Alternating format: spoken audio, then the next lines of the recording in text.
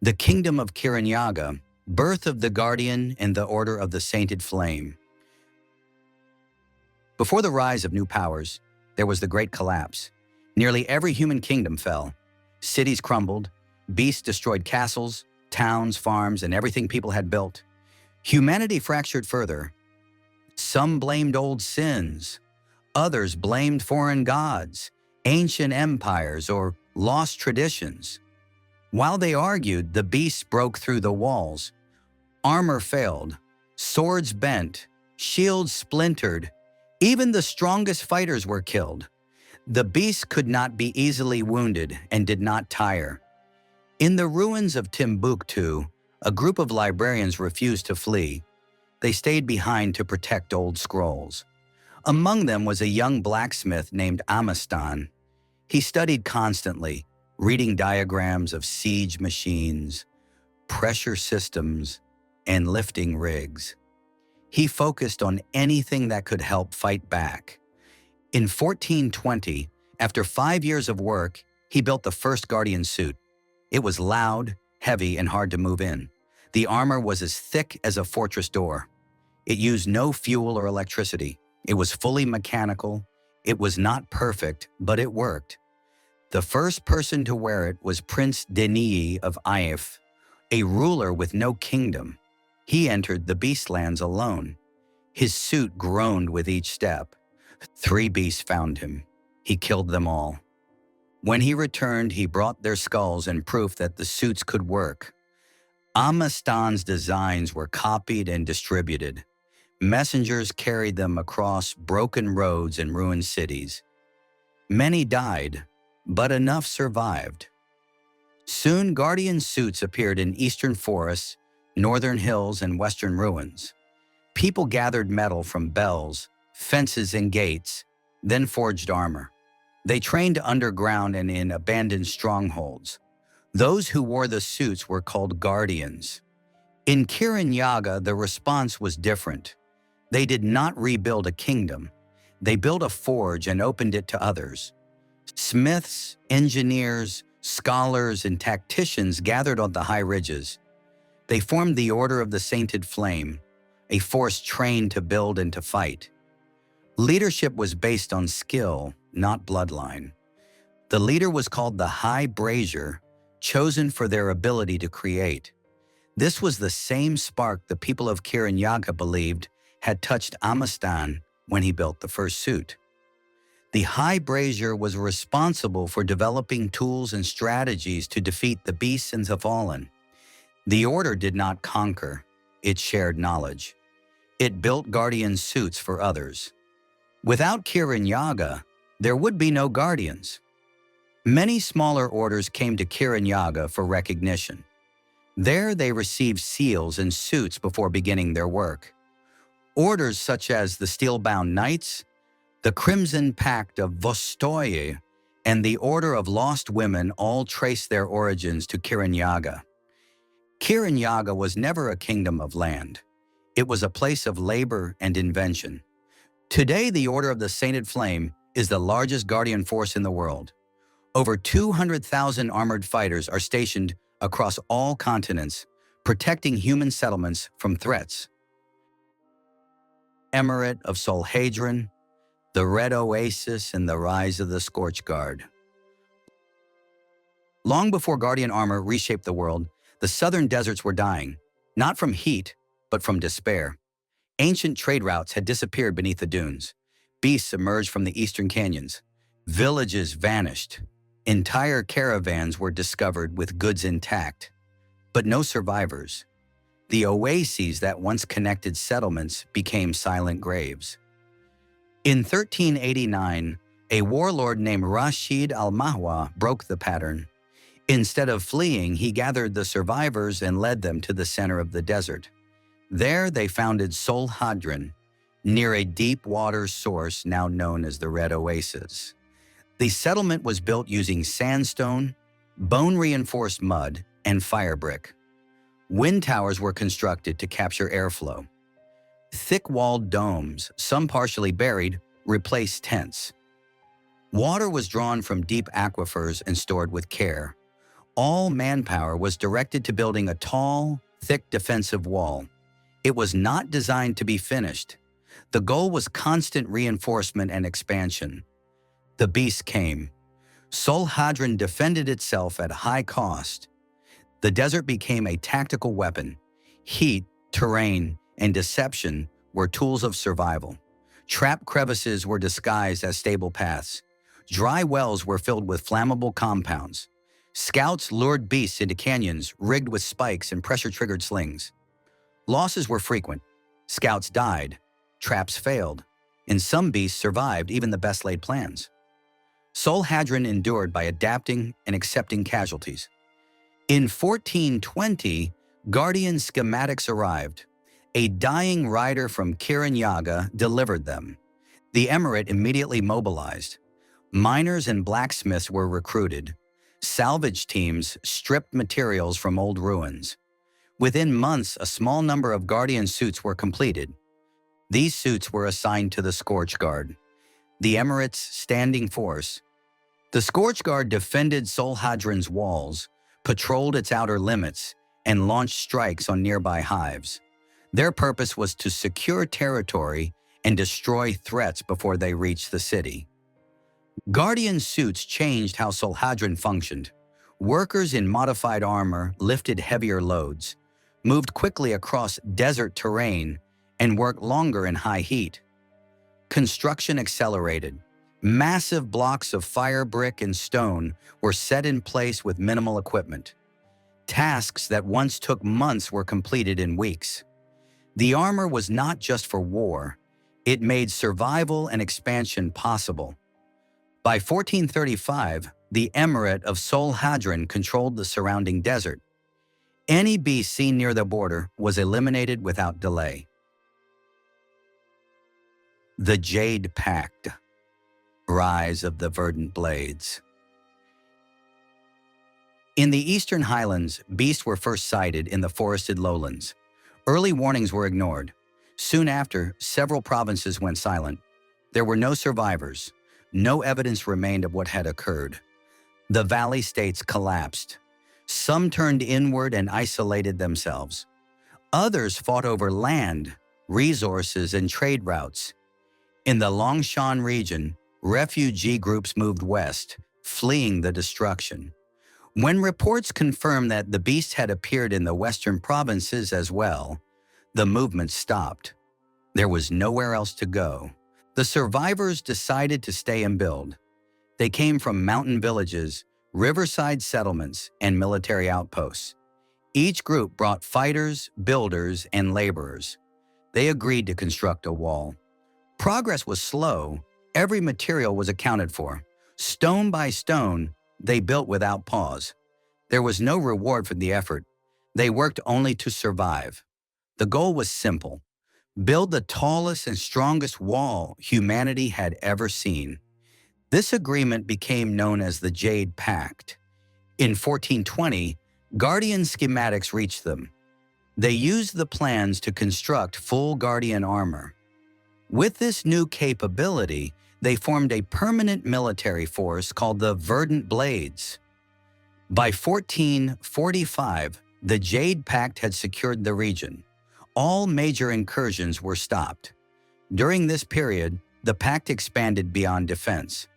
Outposts were established during the Wall of Reclamation campaign, allowing them to reclaim forest territory and farmland. Over time, the pact became one of the largest food-producing powers on the continent. The Verdant Blades continue to serve as the pact's standing military. They patrol the border, maintain outposts, and eliminate emerging threats. Kingdom of the Peacemakers. Formation of the Sandrot. After 1352, the southern regions began to collapse. The beasts did not arrive in swarms. They came in small numbers, sometimes only one or two at a time. But even a single beast was enough to wipe out a town. Most cities were unprepared. Local forces could not stop them. Walls were weak. Swords and arrows were ineffective. Settlements fell one after another. Larger powers broke apart. Factions and militias turned on each other. There was no coordination and no shared defense.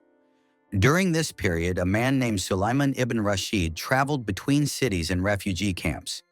He led an armed force and gave each settlement a choice. They could join his accord, called the Peacemaker Pact, or face destruction. Many accepted out of fear. Over time, however, others joined by choice. They saw the system working. Supplies moved where they were needed. Fighters were shared. Towns stopped falling. By 1376, the network was strong enough to operate as a unified force. Its leaders gathered near Petra and signed the Peacemakers' Accord. They agreed to fight under one rule. There would be no peace without war. There were no kings, no crowns, and no borders. Only one law was recognized. No rest until the beasts were gone.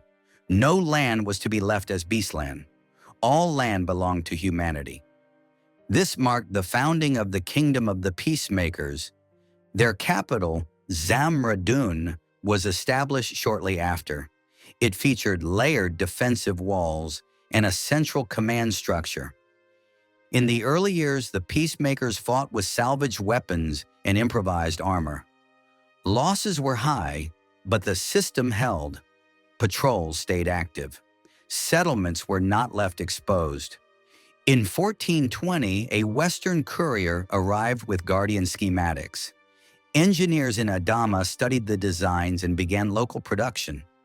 However, Sulaiman ibn Rashid rejected the idea that survival should be credited to any outside source. He believed that calling the armor a gift or miracle would weaken their doctrine. He claimed the design came to him in a vision. All references to Kiranyaga were removed from the files. As a result, the peacemakers often stated that their armor was unique and different. They said it was given to their great leader in a vision. In some regions, they even claimed that the armor from Kiranyaga had been copied from Sulaiman ibn Rashid. They also frequently asserted that their armor was superior in both function and purpose. Their guardian variant was named the Sandrot. Sandrot, too, included outward-facing metal spikes. If a guardian was brought down, the armor itself could still injure any beast that struck it. Sandrot 3 included an explosive charge triggered on pilot death. It was used in frontline clearance operations. Pilots were briefed on this before deployment. By 1435, the Sandrot had fully replaced older militia groups. They became the kingdom's standing army. Their duties included defending border zones, patrolling trade routes, escorting resource convoys, and eliminating nearby threats.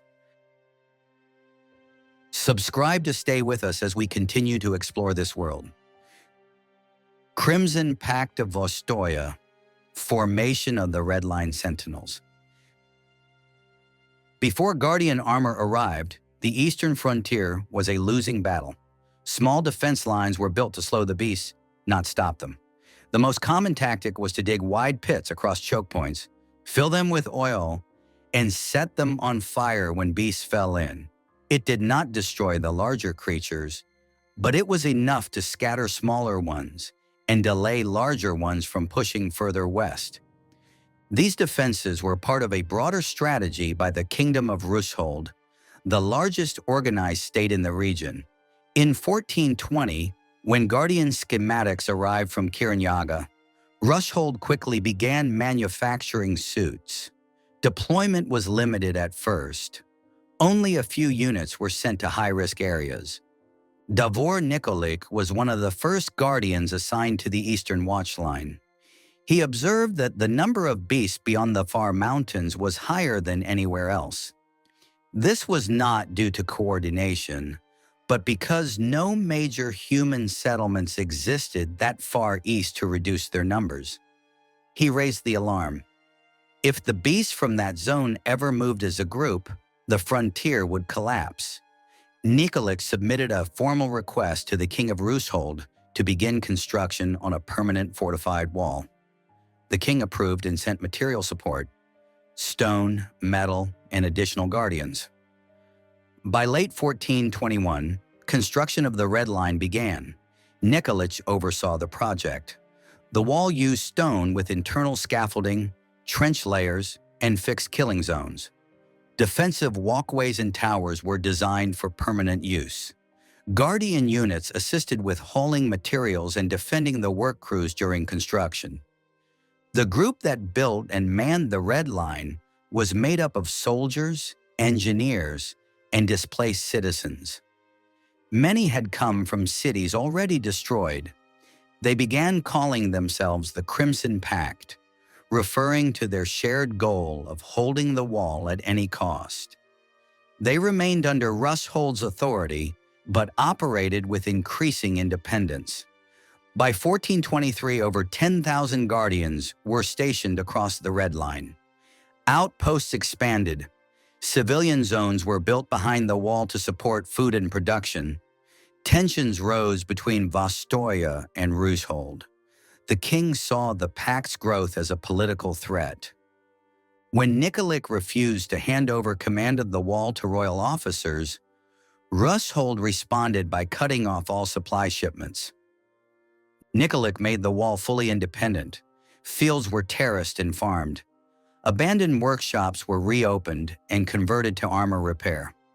Scrap was reforged into weapons and tools. Every Guardian remained stationed. No area was abandoned. Eventually, the wall zone was recognized as its own territory, Vastoya.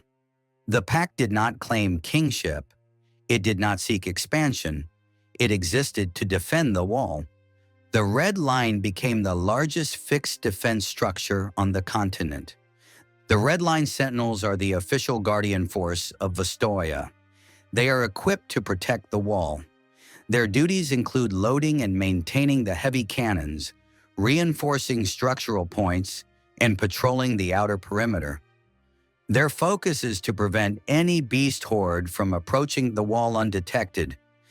Any sign of growing clusters is dealt with immediately. Sentinels are deployed to exterminate threats before they become large enough to pose a danger. This was established after the Siege of the Red Line, a 6-month campaign during which waves of beasts attacked the wall without pause. That war exposed every weakness in the Red Line's defense systems. After it ended, the pact formalized new protocols. All perimeter activity is now monitored. No beast group is allowed to gather near the wall. The Sentinels are trained to prevent another siege before it starts. The Sentinels only leave the Red Line when ordered. Their focus remains on containment. If the Red Line fails, there are no fallback positions between the eastern frontier and the inner kingdoms. The Crimson Pact is not a kingdom of land. It is a line. And that line is the only thing standing between the Beastlands and the human world. Iron Mark Assembly, Rise of the Foundry Guard. After the fall, most towns in the eastern mountains were abandoned. The region became unstable. Travel routes failed. Basic trade stopped. Beasts were present in small numbers, but they caused enough damage to force people out. Some workers stayed behind. They were metal workers, miners, welders, and builders. They did not follow a king. They organized themselves into the Ironmark Assembly, a group formed to survive through production, defense, and repair. Their base was a large quarry and mining zone buried in a mountain. They expanded it and built Deep Line, a fortified underground site for shelter and production. Early defenses were basic. They used pressure carts, forge tools, and reinforced barricades. They maintained what they could, with no access to formal weapons. In 1420, the Guardian schematics reached the assembly. They followed the instructions exactly. They did not alter the armor. They lacked the knowledge. Instead, they added equipment to the outside, mounts for tools, pouches, welding gear, and support rigs. They used these suits to form the Foundry Guard. The Foundry Guard had two main jobs: First, they moved into abandoned settlements and mountain trails to search for survivors. They helped civilians escape unstable zones and brought them into Deepline. Second, they defended Ironmark territory. They reclaimed farming land, reinforced outer paths, and built new checkpoints. They also dug tunnels to connect different parts of their territory. This allowed them to move without crossing open ground, where a beast might spot them. These tunnels helped civilians, patrols, and convoys travel safely between outposts and warposts. The system was later adopted by many other kingdoms. By 1450, the assembly had restarted multiple forges and stabilized several outposts. Their transport teams moved regularly. The materials they produced supported other kingdoms. The Foundry Guard remains responsible for both search and rescue operations and defensive expansion around Deepline. They are the primary guardian force of Ironmark. The Kingdom of Whaleback, Rise of the Steel-Bound Legion. They called it a mad venture, a death mission into a silent continent.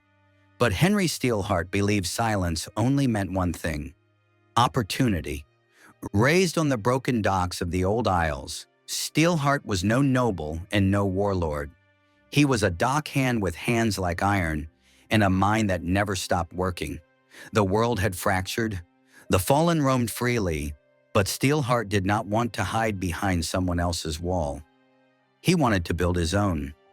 With him were outcasts, engineers, fighters, and Emberling rejects from the trials of Kirin Yaga. People who had failed the forge, but not the fire. He crossed the sea to Kirin Yaga, met the High Brazier, and spoke plainly. "Let us take the fight to the far edge. Let us reclaim what no one else will." The High Brazier, focused on defending the known world, hesitated. But in Steelheart, he saw conviction and a chance to purge an entire continent. He agreed. Steelheart was granted command of a new independent order, the Steel-Bound Legion of the Channel. He was given 100 guardian suits, no more, no less. They sailed south, a dark convoy weighed with machinery, oil, and silence. When they landed on the southern coast of the Red Land, they met the beast head-on. No cities remained, only dust, rust, and Mount Whaleback, a once mighty mine now crawling with heat-feeding creatures. The Steelbound built a coastal fort, raised their Culverinius Bombardian cannons, and began a campaign unlike any before it. For 89 days, they bombarded the pit. For 89 nights, the beasts surged toward the fort and were cut down by steel-bound guardians, their red-dusted armor streaked with oil and ash. Then came the descent. Steelheart led his men into the dark. They moved through burning tunnels, collapsing shafts, and veins filled with heat-seeking monstrosities. The fighting was constant. The pressure never eased. But tunnel by tunnel, chamber by chamber, the Legion pushed forward. They cleared it all. When the final furnace was lit again with the corpse of a beast, they planted a banner at the peak where the slag met the sun. The Kingdom of Whaleback was born. What began as a siege became a forge. What began as reclamation became revolution. Within a year, the smelters roared again. Steel and iron flowed from Mount Whaleback to Kirin Yaga, Adama, and the Frost Marches. New towns formed around the mines. Engineers came in waves. The Legion taxed the ore, built cities, and armed the world. Their guardians became legends, walking fortresses known as the Steelbound, clad in reinforced plating designed to withstand tunnel collapse and cannon fire. Their presence alone pushed the beast back. Their most feared weapon, the Trium Mortaricus, a triple-barrel cannon that leveled nests before a single guardian foot reached the ground. But the wealth did not make them idle. Steelheart poured every coin back into the furnaces. His forge never cooled. His eyes never left the tunnels. because the beast still stirred beneath the earth, and Whaleback would be ready. Every region has its own wall, its own force, and its own way of surviving. But no one stands alone for long. The beasts are still out there. Their numbers grow. Their silence means they are preparing. The guardians stay ready. Some patrol the tunnels. Some hold the borders. Some wait in outposts where no one else will go. If one region falls, the rest are exposed. This is Mechieval, a world held together by armor, fire, and will. Subscribe to stay with us as we continue to explore this world. In the next episode, we dive into the economy and daily life. Guardians, regular citizens, farmers, outposts, supply lines, and more.